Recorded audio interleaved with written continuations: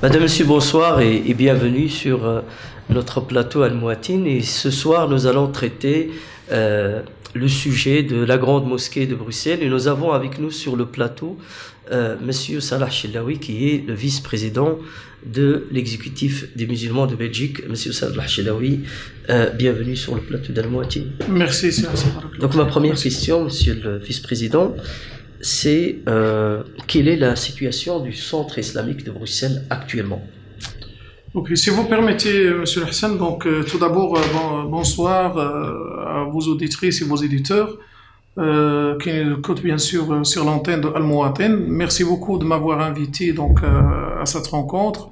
L'occasion pour moi de clarifier certains points et notamment celui relatif à la grande mosquée des cinquantenaires, sa situation actuelle et bien sûr son avenir, si vous le permettez. Je vous en prie. Donc, je souhaiterais tout d'abord peut-être un peu souligner le cadre et le contexte dans lequel justement nous parlons de cette situation ou de ce dossier.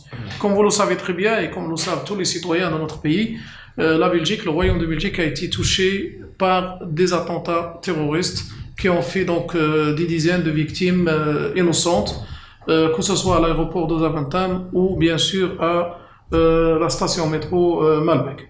Donc, suite à ces attentats qui ont bouleversé toute la société belge et toute la population belge, et au-delà bien sûr de la Belgique, y compris nous en tant que musulmans, parce que nous nous sommes sentis doublement visés. D'abord parce que ça s'est fait au nom de notre religion, au nom de l'islam, et deuxièmement parce que nous avons été touchés en tant que citoyens de ce pays. Et donc nous avons agi immédiatement après en lançant une solidarité avec toutes les composantes de notre société et en prenant position très très ferme vis-à-vis de tout radicalisme et tout extrémisme, toute idéologie pouvant mener à ce genre bien sûr d'actes et ce genre donc ce genre d'actes et ce genre justement de faits dans notre société. Alors notre Parlement, le Parlement de la Belgique, la Chambre des représentants avait pris donc immédiatement une décision de mettre en place une commission d'enquête parlementaire. Cette commission d'enquête parlementaire avait bien sûr pour but d'auditionner, de confronter bien sûr les idées, les témoins, d'entendre des experts, d'entendre des académiciens, de prendre des contacts même au niveau international, voire donc des experts pour mettre la main sur les tenants et les aboutissants justement de ce qui s'est passé, comprendre les causes, comprendre les raisons, comprendre ce qui se cache derrière tout ça dans tous les domaines. Donc l'approche était multiple, pas seulement au niveau donc approche sécuritaire, mais aussi l'approche religieuse, théologique, économique, sociale, politique, etc. Et donc suite à ces travaux, donc la commission a démarré ses travaux exactement le 14 avril 2016. Donc suite à ces travaux, il a publié 4 rapports, dont le 4e qui nous concerne plus particulièrement, parce que le premier rapport parle justement de l'assistance et les secours, le 2e l'assistance aux victimes, et le 3e l'architecture de la sécurité donc au niveau de la Belgique tout entière, et le 4e plus particulièrement sur le radicalisme, et c'est là que le volet islam et le volet communauté musulmane bien sûr est inscrit. Et donc la commission parlementaire bien sûr a fait des recommandations qui ont été débattues, discutées dans conscience plénière des parlements, et de là, bien sûr, des consignes et des directives ont été données au gouvernement pour les exécuter. Et je reprends, si vous voulez, quelques éléments dans la grande mosquée, par exemple. Donc, le rapport de la commission nous dit, par exemple, ceci: la reconnaissance des mosquées par l'intermédiaire de l'exécutif des musulmans de Belgique est le levier d'une intégration durable de l'islam dans la société belge, mais aussi celui d'une plus grande transparence et d'un meilleur contrôle. La faible proposition de mosquées officiellement reconnues à l'heure actuelle est imputable à un ensemble de causes qui inclut mais dépasse la procédure de reconnaissance elle-même, aussi la balance coût-bénéfice, etc. Et donc ici, dans ce point-là, la commission parlementaire attire l'attention et met le doigt sur un dossier et un sujet qui est très très important, à savoir le volet de la reconnaissance des mosquées. On demande aux autorités responsables d'accélérer la reconnaissance et de ne pas retarder ou bloquer la reconnaissance pour des raisons budgétaires. Donc il faut mettre les moyens en place. Et c'était quoi l'intérêt justement de ces reconnaissances des mosquées? C'est-à-dire qu'une mosquée reconnue, c'est une mosquée qui devient publique, qui a un statut public. C'est une mosquée déjà au niveau des contrôles financiers, il travaille dans la transparence. Parce qu'il est soutenu bien sûr par les pouvoirs locaux. C'est une mosquée aussi qui s'inscrit dans le cadre de l'islam de Belgique, qui est défendu et mis en place par l'exécutif des musulmans de Belgique, et je reviendrai par après si vous me donnez l'occasion. Et donc, et en même temps au niveau donc des contrôles des discours religieux. Quand on dit contrôle, c'est pas un contrôle sécuritaire, c'est un contrôle théologique, religieux, pour que le discours théologique ou le discours religieux dans les mosquées s'inscrit dans le cadre des lois qui nous régissent dans ce pays. Alors, plus tard aussi, donc la commission parlementaire dit, si l'on souhaite que la communauté musulmane soit mieux intégrée en Belgique, l'exécutif doit devenir un partenaire privilégié des pouvoirs publics. Donc, ce qui suppose davantage de moyens qui devront notamment être affectés à la prévention du radicalisme, etc. Donc là aussi, la Commission recommande aux autorités fédérales et aux autorités bien sûr régionales de considérer que cet organe, qui joue un rôle essentiel et important, un partenaire à part entière, et il faut qu'il y ait des relations privilégiées avec ce partenaire, et il faut que ce partenaire puisse posséder et jouir donc de tous les moyens possibles pour pouvoir donc faire son travail. Et donc, à partir de là, la Commission va recommander par exemple, je cite ici par rapport à la Grande Mosquée parce que c'est notre sujet, les auditions des représentants officiels de la Grande Mosquée de Bruxelles des CICB. CICB, c'est le Centre islamique et culturel de Belgique, donc c'est l'association qui gère encore le centre jusqu'au 31 mars, se sont déroulées de manière très pénible. La commission d'enquête a d'ailleurs transmis un certain nombre d'éléments pour enquête plus approfondie au parquet général de Bruxelles. Donc les choses sont vraiment pris une autre... Transmise au parquet, c'est le parquet qui a décidé après alors? Non, transmis au parquet la question des dirigeants de la Grande Mosquée. Et donc le directeur de la Grande Mosquée à ce moment-là, dès qu'il a appris cela, il a quitté la Belgique, donc il est parti. Mais dans le rapport lui-même, la commission recommande à l'État belge, donc à l'État fédéral, de rompre la convention avec le CICB, donc l'association qui gère cette mosquée et qui est liée bien sûr à la Ligue islamique mondiale, et d'ouvrir donc la possibilité d'un nouveau partenariat, notamment avec l'exécutif des musulmans de Belgique et d'autres. Donc je lis par exemple ici, l'aura dont jouit la Grande Mosquée résulte d'un ensemble de facteurs parmi lesquels figure notamment le rôle historique dans l'évolution de la structuration du culte musulman de Belgique de cette mosquée, sa localisation centrale ainsi que son architecture, que l'exécutif des musulmans de Belgique ne dispose pas actuellement d'un lieu symbolique comme la Grande Mosquée de Bruxelles. Et à l'époque, l'exécutif des musulmans de Belgique était encore logé à la rue de Lac, dans un quartier assez difficile, et un quartier même où les imams n'osaient même pas venir donc dans ce bâtiment. Et donc ici, la commission parlementaire a recommandé aux autorités de mettre tout en place, d'abord pour mettre fin à cette convention, deuxièmement pour préparer une autre convention qui inclut principalement l'exécutif des musulmans de Belgique, mais pas seulement, donc de s'ouvrir à la diversité de la communauté musulmane à travers la communauté locale qui doit gérer la mosquée, donc la mosquée doit accéder bien sûr à la reconnaissance, et à travers une structure soit culturel, comme notamment un institut de formation des imams, ou culturel, de genre musée, par exemple, sur la civilisation musulmane. Et donc ça, ce sont les grandes orientations, bien sûr, de la commission parlementaire. À partir de là, le pouvoir exécutif, c'est-à-dire le gouvernement, s'est chargé d'exécuter donc ces recommandations en bonne intelligence et en concertation avec l'organe représentatif des cultes musulmans, l'exécutif. Donc des propositions ont été faites pour sortir justement de cette difficulté et de trouver donc des solutions. Alors, ce qui a été mis en place est comme suit. Donc, l'exécutif des musulmans de Belgique s'installera dans les bâtiments de la Grande Mosquée. Quand je dis dans les bâtiments, parce qu'il y a le lieu de culte, mais il y a le bâtiment. Il y a les bâtiments, des salles, des bureaux, etc. Donc, s'installera dans le bâtiment qui héberge la Grande Mosquée des Cinquantenaires. Un institut de formation des imams verra le jour aussi. Et on parle ici de la formation initiale des futurs imams, ainsi que la formation continue des imams en exercice et en fonction.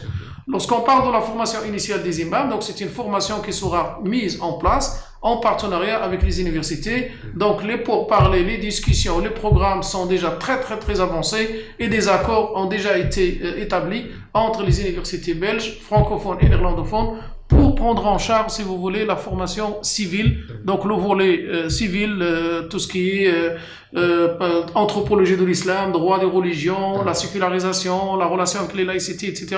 Et donc, j'en passe, le rôle de l'imam, le rôle du ministre du culte, et le volet théologique lui-même sera assuré par l'institut lui-même, qui lui-même doit rentrer en partenariat, bien sûr, avec différentes structures et facultés ou universités ou instituts qui opèrent, bien sûr, dans ce domaine. Donc, le 1er avril, ce qui va se passer, c'est que l'exécutif s'installera et puis l'institut rentrera aussi dans ses locaux. La grande mosquée, le lieu de culte, sera géré par un comité de gestion provisoire qui inclura des fidèles et des représentants des fidèles avec des personnalités, bien sûr, de l'extérieur. Le but de ce comité de gestion, c'est de gérer le lieu de culte sous la tutelle, bien sûr, de l'organe chef de culte, comme c'est le cas pour toutes les mosquées, bien sûr, reconnues, en attendant la reconnaissance. Donc, nous devons travailler ici maintenant pour la reconnaissance des lieux de culte, que lorsqu'il sera reconnu, à ce moment-là, les fidèles, après avoir été identifiés, bien sûr, par l'exécutif des musulmans de Belgique, c'est son rôle, c'est son devoir, doit élire un comité de gestion qui gérera, bien sûr, la mosquée. Et puis alors, on verra au niveau de la structure culturelle, avec qui, comment, ce sont des initiatives qui doivent émaner, bien sûr, de personnes compétentes, notamment au niveau universitaire. Et donc, toutes ces structures-là seront représentées plus tard dans une association qu'on a appelée association patrimoniale, qui aura un rôle purement technique. Donc l'exécutif, l'institut, la mosquée et puis alors la structure culturelle, représentée dans cette association-là, à côté de certains académiciens, à côté aussi d'un représentant du ministère qui a la tutelle sur le culte, à côté d'un représentant de la régie des bâtiments, mais qui aura juste un rôle technique, purement technique, donc sur le bâtiment. Et c'est tout à fait normal. Donc ici le bâtiment, il s'agit d'une convention avec le propriétaire qui est la régie des bâtiments. La régie des bâtiments est un organisme public, étatique, qui possède tous les bâtiments de l'État, donc en Belgique, y compris donc d'autres lieux de culte non musulmans. Voilà un peu comment ça va se passer donc à partir donc du 1er avril. Et c'est pour ça que nous parlons d'une convention précaire, c'est-à-dire une convention provisoire qui va être signée, qui a été signée par l'exécutif des musulmans de Belgique, donc avec bien sûr la régie des bâtiments. Cette convention sera remplacée par une convention durable avec l'ASBL patrimonial lorsqu'elle sera mise en place. En attendant, il n'y aura pas de vide. Et puis alors, pour que les fidèles puissent continuer bien sûr à accéder à leur mosquée, la mosquée restera ouverte, les prières seront toujours célébrées, les 5 prières journalières, la prière des vendredis sera assurée et d'autres activités dans la mosquée. Et là, nous avons mis en place tout un programme, une rotation entre les imams reconnus de la région de Bruxelles-Capitale. Pourquoi je parle de la région? Parce que cette mosquée se trouve sur le territoire de la région de Bruxelles-Capitale. Elle va être reconnue par la région de Bruxelles-Capitale et sera financée par la région. Je parle du lieu du culte. Mais le reste, l'exécutif a son propre subside, l'institut aura son propre financement, la structure muséale culturelle aura son propre financement, mais la mosquée, le lieu de culte, dépendra au niveau financier de la région de Bruxelles-Capitale. Et tout ce programme est adopté, accepté tout ça par est les adopté, autorités. etc. Donc il y a eu un communiqué, bien sûr, du ministre de la Justice le 16 mars 2018. Ça fait déjà un an que le ministre est sorti avec la décision qui a été prise par le Conseil des ministres. Et puis, bien sûr, dernièrement, le représentant du ministre de la Justice ainsi que le représentant du ministre-président de la région de Bruxelles-Capitale se sont rendus à la grande mosquée, ont rencontré les fidèles après la prière du vendredi et leur ont expliqué ce que je viens de vous détailler. C'est très clair. Mais donc, il y a plusieurs associations qui ont manifesté vouloir participer ou soit travailler aussi dans le cadre du centre islamique. Est-ce que vous pouvez nous en parler? Écoutez, nous, en tant qu'organe chef de culte, nous ne sommes pas une association comme d'autres associations. Donc, c'est une institution publique, une institution officielle qui a comme compétence de gérer le culte musulman dans toutes ses dimensions. Alors, que des associations se mettent en place, c'est leur droit. Nous sommes dans un état de droit, la liberté d'association est garantie par la loi et que n'importe qui, selon sa volonté, peut se réunir avec d'autres personnes et fonder, bien sûr, une association. Donc, nous connaissons jusqu'à maintenant, en ce qui concerne la mosquée des cinquantenaires, 4 associations. Donc, la première association qui a vu le jour est une association de parents. qui est venu nous rencontrer d'abord avant qu'ils se mettent sous forme d'association. Donc un groupe de parents qui sont venus se plaindre auprès de nous et en même temps appeler à l'aide l'exécutif des musulmans de Belgique pour que l'école de l'enseignement de la langue arabe et de la religion islamique ouverte le samedi et dimanche donc aux enfants puisse continuer à travailler. Parce qu'on leur a dit que cette école-là va fermer, etc. Donc là, bien sûr, nous nous sommes engagés. Il y avait des inquiétudes de ces parents. Nous nous sommes engagés auprès des parents pour que l'école reste ouverte. Mis à part le programme qui est enseigné, eux-mêmes, ils nous l'ont dit. On verra ensemble le programme et revoir les programmes. Nous leur avons dit qu'au sein de l'exécutif, il y a une commission déjà qui travaille sur tout ce qui est programme de langue arabe et pour unifier le programme des langues arabes qui sont donnés dans les écoles attachées donc aux mosquées. Donc cette commission avance donc dans ses travaux. Donc ils se sont inscrits aussi dans cette démarche-là et nous les avons aidés, nous les avons soutenus à travers les contacts officiels et avec la direction bien sûr du centre pour que l'école reste ouverte. Mais cette association ne prétend pas, jusqu'à maintenant, ils nous ont jamais dit ou fait savoir qu'ils veulent être intégrés dans la gestion de la mosquée. Donc pour eux, ce qui les intéresse, c'est surtout l'école. C'est l'éducation, l'enseignement de leurs enfants. Oui. Et notre association à Villiers-Jour, ça s'appelle l'Association des fidèles de la Grande Mosquée de Bruxelles, que nous avons aussi reçu dans les bâtiments de l'exécutif du musulman de Belgique. On a reçu 3 représentants de cette association, donc ils ont présenté leur projet. Nous les avons assurés d'abord sur la destinée de la mosquée, la Grande Mosquée, qu'ils ne se tracassent pas, qu'ils ne s'inquiètent pas, la mosquée restera une mosquée. Que la continuité est garantie. Que la continuité est garantie, etc. parce que bon, ils ont entendu beaucoup de rumeurs, la mosquée va fermer, va être transformée en autre chose, ça va être c'est aussi des inquiétudes qui les ont poussés justement à venir. Exactement. Là, on les a assurés à ce niveau-là que ne vous tracassez pas, le lieu de culte restera lieu de culte, c'est une mosquée qui est au service de la communauté. Et il le restera, et que bon, en tant que fidèles, nous sommes ouverts à toute discussion avec les fidèles, nous restons en contact avec vous, et si on a besoin que vous nous désigniez un représentant ou deux, est-ce que vous le sauriez? Ils nous ont dit oui, donc on est prêt à le faire, et donc le contact n'est pas rompu avec bien sûr cette association. Et puis alors, une 4e association s'est créée il y a une semaine, et c'est là justement... C'est la 3e, je pense, on a parlé de la... Oui, la 3e, c'est la association de la Grande Mosquée de Bruxelles, donc composée de 3 personnes. Donc ces 3 personnes sont un architecte, qui a toujours bien sûr travaillé au sein de la Grande Mosquée des Cinquantenaires, et puis un imam Mouddin, donc celui qui est appelé à la prière, et un ancien enseignant de religion islamique pensionné maintenant.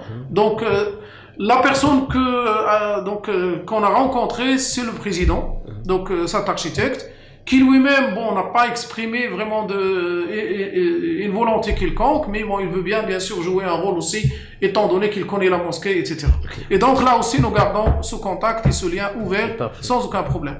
Et puis alors, il y a la 4e association qui a été créée il y a maintenant une semaine, à notre grande surprise, contrairement par exemple aux démarches entamées par les autres associations, ils n'ont pas pris contact avec l'exécutif des musulmans de Belgique. Donc ils se sont exprimés via les médias, et à travers parfois les réseaux sociaux ou des communiqués. Et là, on voit par exemple que cette association exprime sa volonté de balayer tout ce qui existe, et il a même pris le nom du centre islamique et culturel donc, de Bruxelles, c'est-à-dire jouer un petit peu sur la confusion, et se présenter comme étant l'association qui va gérer la Grande Mosquée des 50. L'alternative. C'est pas comme ça que les choses se font. C'est pas comme ça que les choses ont été discutées et négociées il y a 2 ans. C'est pas dans la direction des recommandations de la commission parlementaire. C'est pas dans le sens des décisions du Conseil des ministres. C'est pas dans le sens de ce qui a été discuté avec l'organe chef de culte. Et avec la région, etc. Avec la région, etc. C'est carrément, voilà, on bouleverse tout. Il n'y a plus rien. Il n'y a ni exécutif, ni rien. Et les membres de cette association sont pas de Bruxelles, d'ailleurs. Ils sont de Flandre. Oui, ils sont pas de Bruxelles, ce qui peut poser problème, parce que quand on parle d'une mosquée qui va accéder à la reconnaissance, on parle ici des lieux de culte, la mosquée qui accède à la reconnaissance, donc ces fidèles doivent être des habitants et des résidents dans la région. Parfois on exige dans d'autres parties de la Belgique qu'ils soient résidents même dans la commune où se trouve la mosquée. Ici, comme c'est une mosquée emblématique, on peut parler de la région carrément de Bruxelles-Capitale, mais apparemment, ils ne connaissent pas donc toutes ces règles-là au niveau de la reconnaissance. J'ai entendu dire que oui, nous, on est prêts à laisser l'exécutif prendre une place aussi là-dedans, mais ce n'est pas à eux de décider si l'exécutif prend place ou pas. Ils n'ont pas vraiment bien compris voilà, exactement. La situation. L'exécutif des musulmans de Belgique est l'organe représentatif du culte musulman. Le consistoire central israélite a ses bureaux à la grande synagogue. La conférence épiscopale catholique organise toutes ses cérémonies à la cathédrale Saint-Michel Egedel. L'église protestante près des Palais Royal est aussi au service du culte protestant. L'église anglicane d'Ixelles, etc. Donc ici, c'était un lieu emblématique qui était à la base le lieu où l'islam de Belgique était dirigé, où tous les dossiers des musulmans de Belgique étaient dirigés. À un moment donné, ce bâtiment ou cette structure ne jouait plus ce rôle-là. L'exécutif a été mis en place et s'est déplacé à plusieurs reprises d'un bâtiment à l'autre. Il est tout à fait normal et logique que cet organe représentatif du culte musulman soit installé dans ce lieu emblématique de l'islam, bien sûr, en Belgique. Et donc ici, nous, en ce qui concerne cette association, jusqu'à maintenant, parce que nous ne sommes contre personne, nos portes sont ouvertes, nos mains sont tendues. Donc à toute personne qui vous discute, il y a juste des lignes rouges. Et ces lignes rouges, c'est nous sommes intraitables par rapport à l'extrémisme, par rapport aux idéologies obscurantistes, par rapport aux idéologies qui veulent refaire ce qui nous a amené à ce que nous avons vécu en 2016. Là, en tant qu'organe chef de culte, nous nous sommes engagés, c'est notre engagement vis-à-vis de notre communauté, vis-à-vis de notre pays, que nous ne pouvons pas permettre cela. Donc, nous devons rester prudents et vigilants à ce niveau-là. En dehors de ça, nous sommes ouverts à toute discussion avec la plus grande diversité dans notre communauté musulmane. Alors, une dernière question, monsieur le vice-président. La notion de l'islam de Belgique, on entend beaucoup parler de l'islam de Belgique. D'ailleurs, l'association qu'on vient de citer élabore beaucoup ce concept, parle de ce concept de l'islam de Belgique. L'exécutif des musulmans, à ma connaissance, a travaillé sur ce concept depuis plus de 3 ans, 4 ans, depuis que vous êtes président. Donc, vous avez travaillé justement avec d'autres partenaires, juifs, chrétiens, etc. Vous êtes ouvert à toute la diversité qui existe dans notre pays. Donc, quelle est justement la notion de l'islam de Belgique? Vous savez, la notion d'islam de Belgique, c'est le projet de l'exécutif des musulmans de Belgique. C'est le projet que j'ai porté en tant que président de l'exécutif des musulmans de Belgique. On n'a pas attendu 2019. On n'a pas attendu que la convention avec la grande mosquée de Saint-Quentin arrive à échéance pour commencer à parler d'un islam de Belgique. Nous l'avons annoncé immédiatement après les attentats. Dans ma première sortie en tant que président de l'exécutif, parce que j'ai été désigné et élu président la veille des attentats, malheureusement. Et donc, la première chose à laquelle j'étais confronté, c'était justement ces attentats qui ont touché notre pays. C'était une situation dramatique. Donc, le devoir et les obligations étaient grandes parce qu'il fallait d'abord que cet organe représentatif du culte musulman que j'ai présidé gagne en légitimité auprès des pouvoirs publics et auprès de la communauté musulmane, mais aussi auprès de nos partenaires des autres convictions. Nous avons travaillé dur et avec acharnement dans ce sens-là, et nous pouvons dire, alhamdoulilah, nous sommes satisfaits. Nos relations avec les différents cultes sont vraiment au top, très bien. Nous avons été associés à toutes les activités des autres cultes et avec d'autres associations et organisations. Et avec d'autres associations d'organisations. Et je ne parle pas ici que du culte, même la laïcité organisée, et avec d'autres, d'autres obédiences philosophiques, convictionnelles de notre pays, reconnues ou pas reconnues, notamment ici je pense à l'hindouisme, au bouddhisme, etc. Donc nous avons tendu la main, nous sommes ouverts à toute discussion à ce niveau-là et à toute collaboration, et nous l'avons prouvé sur le terrain. C'est pas seulement des slogans, c'est pas des paroles en l'air, par des actes, nous l'avons prouvé par des actes. L'État belge a pris ses responsabilités en mettant en place le Conseil fédéral des cultes et de la laïcité. C'est un organe qui réunit tous les cultes et la laïcité avec les autorités publiques de notre pays et qui se réunit au moins 2 fois par an. Au sein de cet organe, nous discutons de tout ce qui concerne notre pays en matière philosophique, religieuse et convictionnelle, et nous prenons des décisions ensemble. La dernière en date, par exemple, c'est la déclaration commune des cultes et de la laïcité concernant le financement étranger. Où là, nous avons pris cet engagement de contrôler ce financement, de faire en sorte qu'il soit transparent et qu'il ne soit pas source de dépendance des institutions que nous reçoivent Parce que dans d'autres cultes, par exemple, il y a des fondations religieuses en dehors de la Belgique qui soutiennent donc les cultes et les activités des cultes. Et l'interdire totalement, c'est pas possible. Mais l'observer, le contrôler et qu'il soit transparent, oui. Et là, c'est un engagement, bien sûr, que nous avons pris. Et nous l'avons mis, nous, en tant qu'exécutif du Musulman de Belgique, déjà en application. Nous sommes en train maintenant de faire le recensement de toutes les ASBL liés donc aux mosquées pour vérifier si les statuts sont en ordre, pour vérifier si les comptes sont en ordre, si tout est dans l'ordre, pour qu'ils soient conformes aux nouvelles lois sur les ASBL. C'est un devoir aussi et c'est un engagement que l'exécutif des musulmans de Belgique a pris. Alors au niveau de l'islam de Belgique, je l'ai déclaré à plusieurs reprises et à plusieurs occasions dans les médias et je reprends exactement ce que j'ai dit sur d'autres plateaux et devant d'autres donc journaux concernant l'islam de Belgique, comment nous le voyons et comment en tout cas nous le résumons. Donc pour nous, un islam de Belgique est un islam inscrit et ancré dans son contexte territorial, politique, économique, social, culturel et linguistique de la Belgique. C'est un islam qui n'est pas nécessairement coupé de ses racines extraterritoriales. Parce qu'on entend certains nous dire, voilà, nous voulons couper avec tout. Mais c'est impossible. C'est impossible de couper avec les liens et les racines territoriales et les racines culturelles et les racines cultuelles. Est-ce que vous pouvez couper le catholicisme du Vatican, de Rome? Vous ne pouvez pas. Est-ce que vous pouvez couper le bouddhisme de ses racines ou de ses origines? Vous ne pouvez pas. Et donc, est-ce que vous pouvez couper le protestantisme, par exemple, de la révolution protestante aux États-Unis, de Martin Luther King, etc.? Non. Donc ici, pour nous, c'est un islam qui ne coupe pas nécessairement avec ses racines extraterritoriales.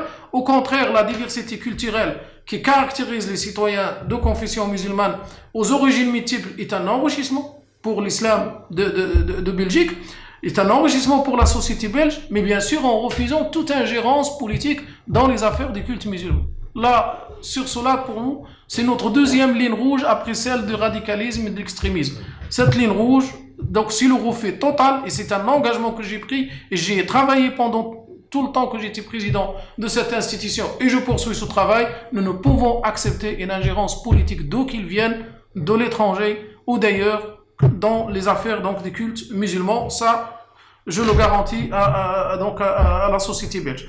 Un islam aussi, c'est un islam qui se vit en harmonie avec les valeurs de ce pays, avec les valeurs du pays dans lequel nous vivons. Un islam en phase avec les lois et les principes fondamentaux de la démocratie tels qu'ils s'expriment aujourd'hui en Belgique, notamment la neutralité de l'État, l'égalité homme-femme inscrite dans la Constitution, dans la Convention européenne des droits de l'homme, dans la Déclaration universelle des droits de l'homme, la liberté d'expression, la liberté de conscience, la primauté de droit, c'est très très important, le respect des autres, cultes et croyances et convictions et philosophies, le rejet bien sûr de toute forme de racisme et d'antisémitisme de notre pays, un islam bien sûr qui tient compte des contextes séculiers dans lesquels nous vivons en Belgique, qui accepte que l'État et la religion sont séparés et que ceux qui font les lois et ceux qui définissent les lois sont les représentants des peuples et non pas les représentants religieux.